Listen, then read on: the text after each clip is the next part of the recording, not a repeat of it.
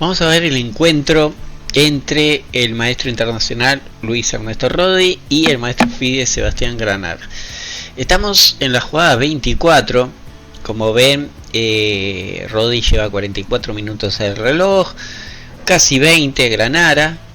Está con el doble de tiempo, tiene más tiempo para pensar, eso siempre influye. Y se llega a esta situación donde podemos analizar que, primero de nada, las blancas tienen un ataque directo sobre el punto G4, lo están amenazando 3 piezas, ¿verdad? Tenemos al peón de H3, el caballo y la dama. La presión es fuerte porque la defensa solo consta del peón de H5 y el alfil que está en esa diagonal de C8. Y además las blancas tienen el alfil ahí cruzando las casillas blancas, el otro alfil también, y la presión con el peón en quinta, ¿no?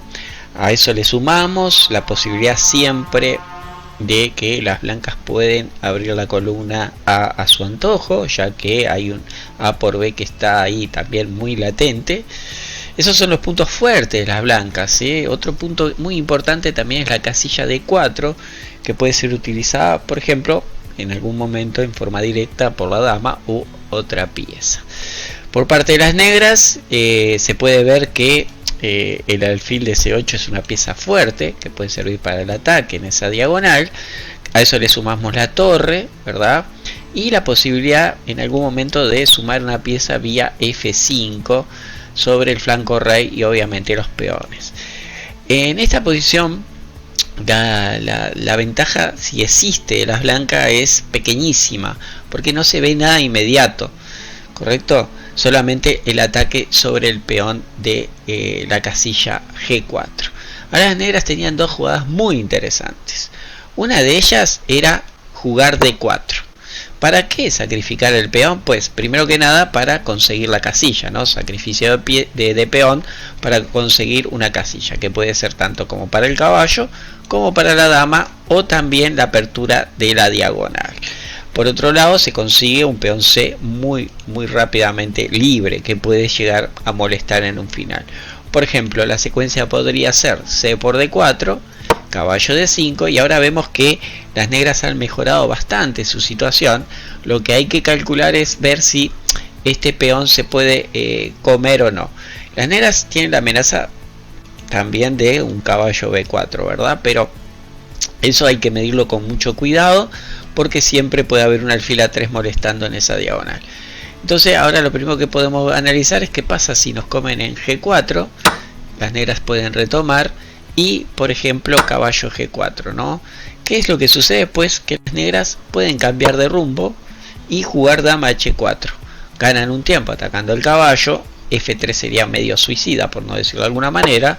Tienen que jugar caballo H2, y acá las negras tenían la jugada torre BC, que era súper interesante, con alguna iniciativa en el flanco de rey con torre H6. Seguramente un jugador de ataque esta posición le encantaría, y el motor dice una cosa, pero en la realidad es que nosotros no nos cae muy bien cuando nos atacan así. Esa podría ser una posible continuación por parte de las negras con D4. La otra opción es, por supuesto, comer de dama. Claro, pero al comer de dama ya la presión sobre G4 ya desaparece. Entonces eso hace más fácil la jugada de las negras. Porque después de todo esto, el caballo puede ir a C6, atacando B4 y D4. Y esto sería mucho mejor para las negras. Creo que acá ya no corren ningún riesgo. La otra jugada que tenían las negras, en vez de, vamos a poner la posición como estaba, en vez de jugar D4, era caballo C6. Caballo C6 también era muy interesante porque se hace presión en E5 y pueden aparecer las ideas esas que marcamos hace un ratito de D4. Esta también era muy interesante. En la partida las negras jugaron G3, que es una jugada que también se nos va de la mano a aquellos jugadores que conocen la India de Rey. Meter un peón ahí en G3 y ganar las casillas negras con la dama pasándola para H4 y un sacrificio en H3 parece súper evidente. El problema es que después de F por G, caballo F3, el peón de E5 ahora está muy bien protegido.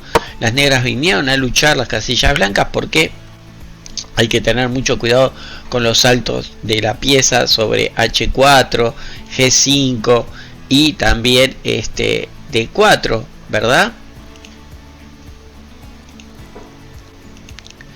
Bueno, entonces alfil F5 tiene muy buena opción. Las blancas cambiaron alfil por F5, torre por F5 para atacar el peón de E5. Y acá Roddy juega muy bien caballo D4.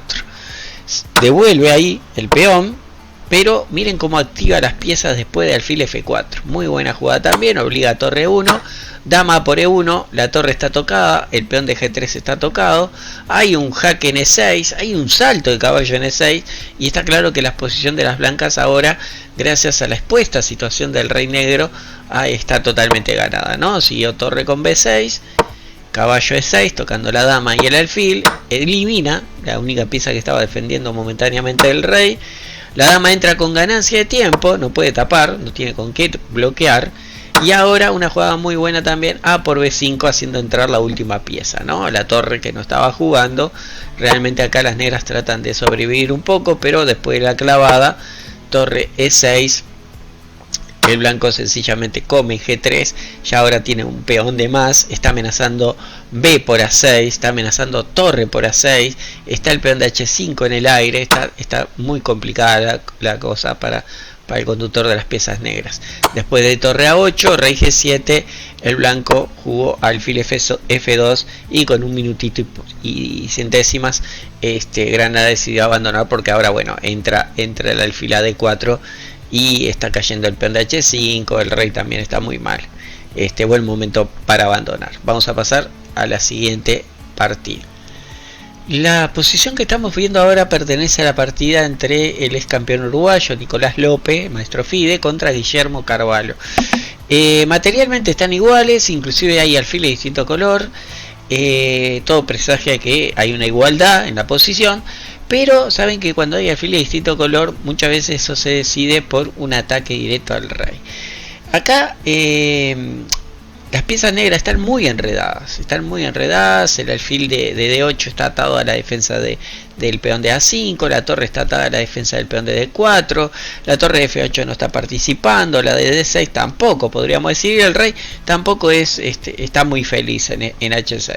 Lo cierto es que acá Carvalho encuentra una idea muy interesante para pasar directamente con iniciativa y cambiar el rumbo de la partida, que a pesar de que arriesga, no lo hace tanto porque lo tiene todo gracias a la cantidad de movimientos de piezas por la parte dinámica de las negras. Juega D3, regala el peón y ahora abre líneas primero para el alfil y luego para la torre. Y ahora todo cambió. Ese peón que estaba en D4, que era de más, ya no lo necesita y ahora, a pesar de tener peón de menos, las negras están súper bien.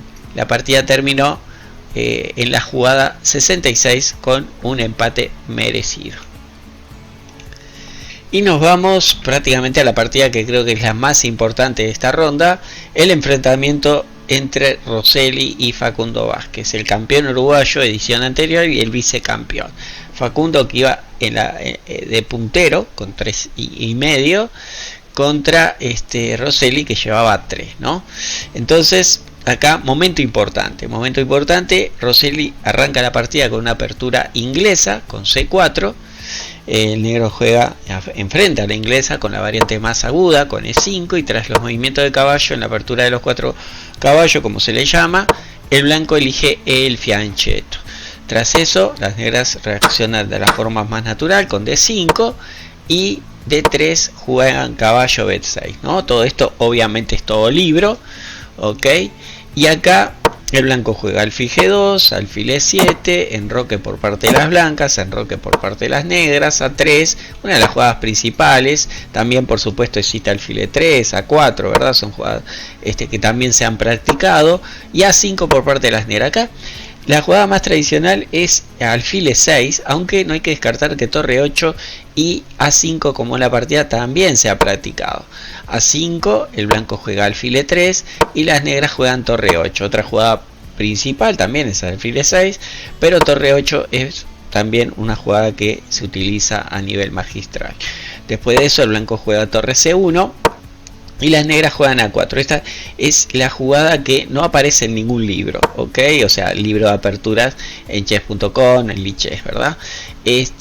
La cuestión es que después de A4 la cosa empieza a ponerse complicada para las negras. Prácticamente alfil E6 es la más teórica y por algo será, ¿no? Lo cierto que después de A4 acá Rosselli reacciona de una forma excelente, juega alfil por B6, no va a ir a comerse el peón de A4 porque hay un E4 que haría que las piezas negras estuvieran muy bien, sino que previene la amenaza con caballo de 2. Ahora sí se está amenazando capturar el peón de A4, las negras juegan alfil G5, evitando nuevamente caballo.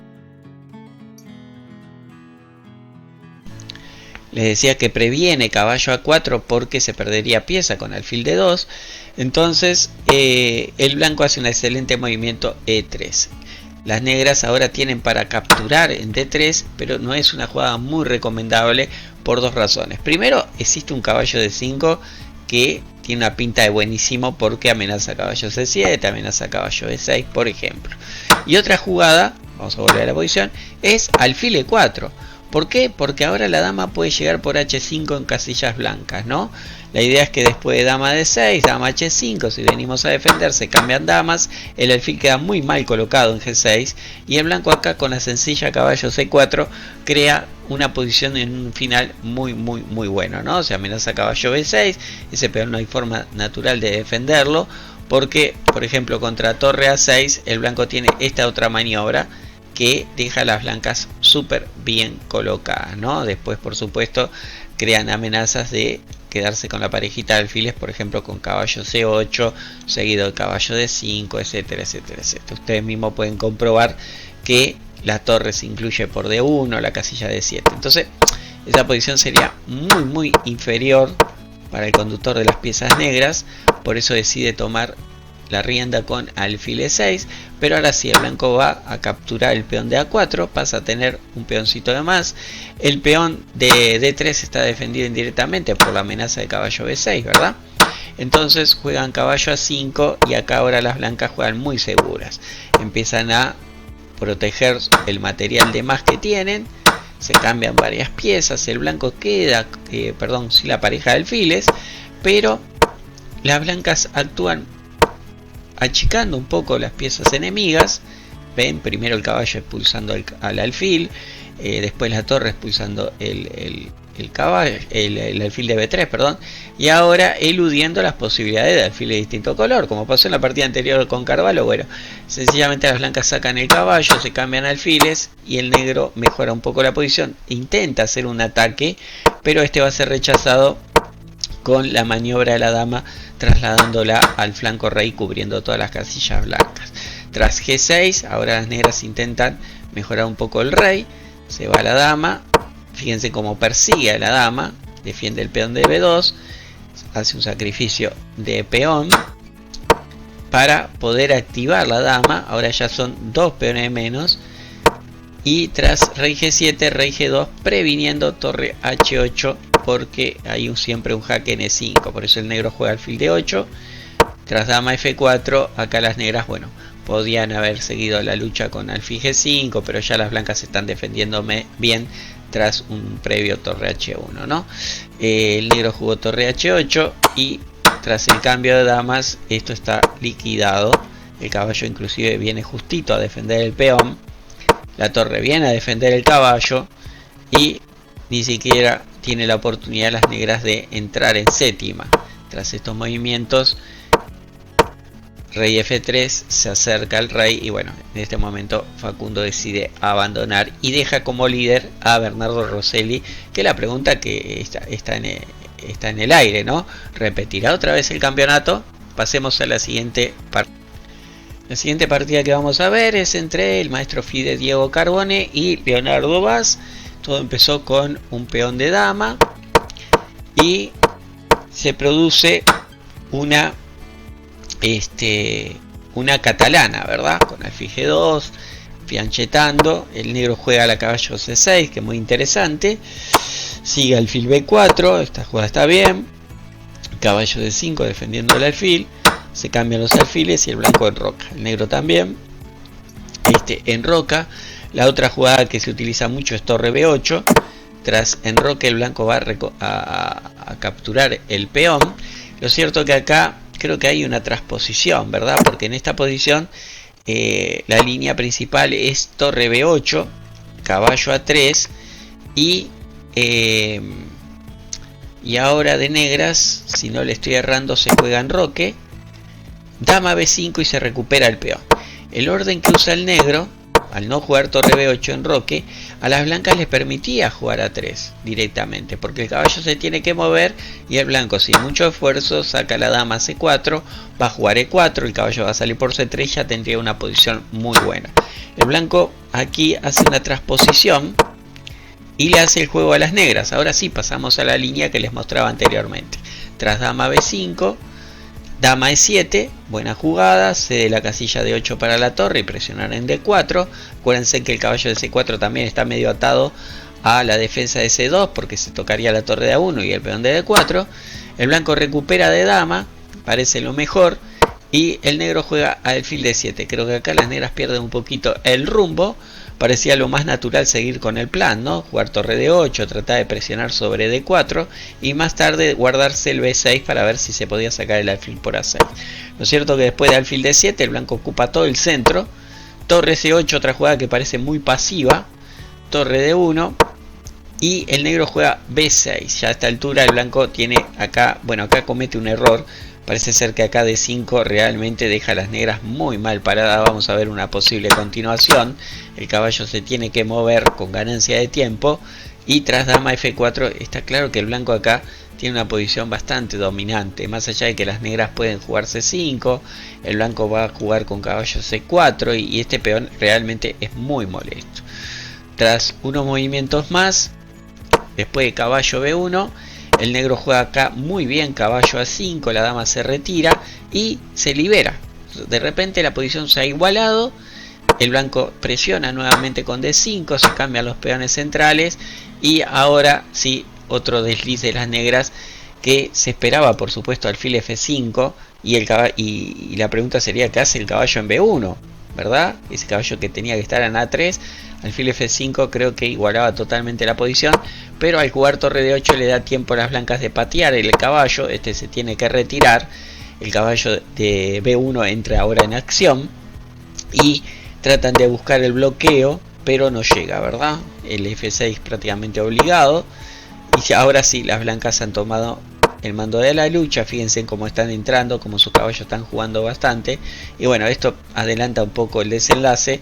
El caballo va a la casilla A5, el caballo de A6 tiene que salvarse de alguna forma y bueno, tras caballo F5 todo está claro y que el dominante es el conductor de las piezas blancas. Tras caballo E7 se coloca el caballo en C6 y cae el primer peoncito por A7, ya el blanco está con ventaja material, el caballo da un tremendo doblete. Y claro, acá no se puede jugar torre por A5, mejor dicho sí se puede, pero las blancas están recuperando material y quedan con una pieza de más, ¿no? Tras torre por D6, la calidad es la calidad y después de torre 8 las negras decidieron abandonar. Buena partida de Diego Carbone que impuso su favorita catalana. Bueno, vamos a la última partida de la jornada. Claudio Coppola de piezas blancas contra Alejandro Hoffman. Estamos en el movimiento 20. Les recomiendo especialmente ver toda la partida. Recuerden que en la sección de eventos tienen todo el campeonato uruguayo para ver. Y llegamos a esta situación, ¿verdad? Aquí Coppola juega dama E2 en esta posición. Juega dama E2 y ya veremos qué pasa. Pero al parecer acá existía una linda oportunidad por parte de las blancas, que era caballo E6. Esta jugada, el tema es que al desviar el peón, cambiar las torres, claro, no, que la torre de A8 está presa al peón de A7, rey F8, D por E6 y ahora la dama va a entrar por D6 con jaque. Entonces la mejor opción para las negras en la posición es jugar alfil E8. Contra eso sigue dama D6, el rey se tiene que esconder a G8 y las blancas tenían torre F1 para ir a entrar a dar mate. El problema es que claro, después de dama por D4 está obligado el cambio de damas. E7, buena jugada, amenaza torre F8. Y a las negras tienen algunos inconvenientes. Por ejemplo, en caso de alfil F7, ustedes pueden ver otras líneas como G6, G5. En caso de alfil F7, la torre vuelve, se amenaza el descubierto, o al menos se intenta amenazar el descubierto. Y acá las negras, por ejemplo, si vuelven con el alfil para tratar de cubrir esta diagonal, se está repitiendo la posición, ¿no? Y en caso de, por ejemplo, C3, ahí el blanco tras E5, el negro tiene que devolver ahí la torre, porque si no el peón se estaría entrando. Se amenaza torre A8, el alfil tiene que regresar sí o sí, y esto es realmente increíble, ¿no? El blanco tiene que jugar alfil F1 para evitar los chistes de C2, y la torre por C7 no funcionaría porque viene caballo C6. En la posición esta realmente dice que hay pequeña ventaja blanca, pero eso se lo dejo para algunos que quieran analizar con los famosos motores. Lo cierto es que después de dama E2, las negras empiezan a tener posibilidades claras de victoria tras estos movimientos. Las negras ya podían entrar en un final con el cambio de damas. Creo que les preocupa mucho obviamente el peón de A7. El caballo está retrocediendo. C3, el blanco sigue presionando con su material. Ahora el que busca el cambio de vuelta, el cambio de dama es el blanco. El peón avanza hasta séptima, se cambia, se logra el cambio de damas. Se presiona con torre A5, torre C8. El blanco dobla en la columna y el negro juega C4. Tras caballo C1, este es un momento súper importante. Acá parece claramente que las negras tienen grandes chances de estar mejor. Una idea interesante es sencillamente traer el rey a apoyar, ¿verdad? El caballo de B4 defiende C2, la torre defiende el peón de C4. Es verdad que el blanco tiene el peoncito en A7, pero no se ve cómo poder progresar. En su lugar acá, en vez de hacer esa maniobra con el rey, el negro se adelanta con caballo de 3 y el blanco juega alfil F1. Parece que inclusive acá, por ejemplo, jugar torre 5 a 2 atacando el peón de C2 parecía mejor, pero después de alfil F1 el negro regresa con el caballo oportunamente, se come en C4, caballo B7, toca la torre, toca el alfil, única alfil A6, torre por A7, la torre retrocede. La otra opción por supuesto era comer en B7, lo cual no parece muy saludable, porque ahora el que tiene el peón en séptima es el conductor de las piezas negras, entonces tiene que regresar con la torre, y acá el negro juega H5. Algunas oportunidades claras podía llevar a F5. Lo cierto que después de unos cambios más se logró un empate, y bueno, con esto el resultado de la ronda. Ahora les voy a comentar cómo se enfrenta el mañana, día miércoles 13 de abril. Dejo la pregunta para el chat. Mañana, cumpleaños de un gran ajedrecista, 13 de abril, y les podría decir el año también. ¿Qué piensan ustedes? Bueno, sí, se los voy a decir.